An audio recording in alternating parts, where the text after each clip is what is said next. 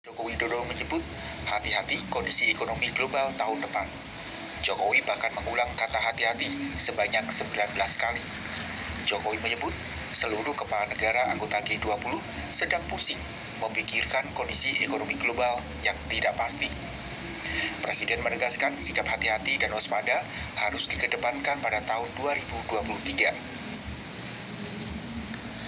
Dan memang situasi global ini confirm tidak pasti, masih tidak pasti, ruwet, complicated, sulit dihitung, sulit diprediksi. Oleh sebab itu, di 2023 betul-betul kita harus hati-hati dan waspada. Saya setuju bahwa kita harus optimis, tetapi tetap hati-hati dan waspada.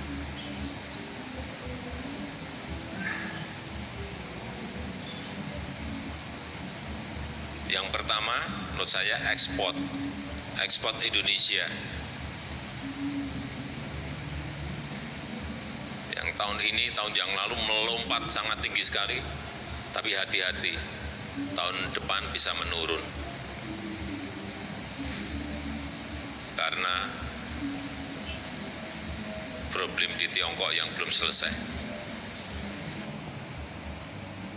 Hari ini dalam pidatonya di acara konsolidasi Komisi Pemilihan Umum, Presiden Jokowi kembali mengingatkan agar hati-hati karena pemilu 2024 diselenggarakan dalam kondisi ekonomi global yang tidak pasti.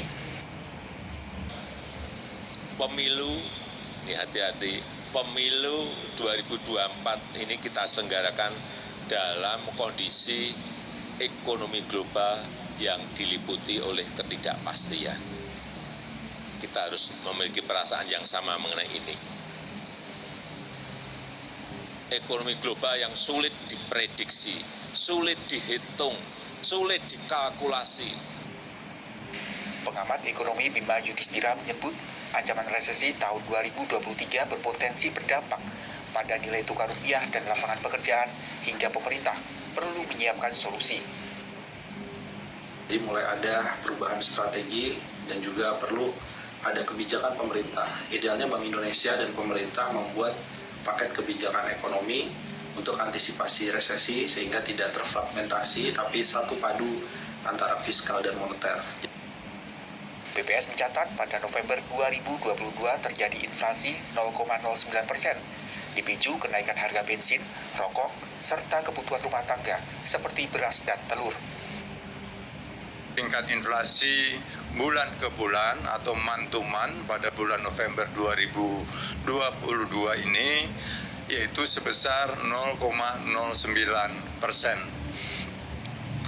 Kalau kita lihat komoditas penyumbang inflasi tertinggi secara year on year, ini ada komoditas seperti bensin, bahan bakar rumah tangga, tarif angkutan udara, rokok, beras, telur ayam ras, tarif angkutan dalam kota. Di tahun 2020, inflasi tercatat 1,68%. Tahun 2021, Bank Indonesia mencatat tingkat inflasi 1,87%. Sedangkan tahun ini tingkat inflasi diproyeksikan 6,3%. Daya beli masyarakat juga semakin membaik.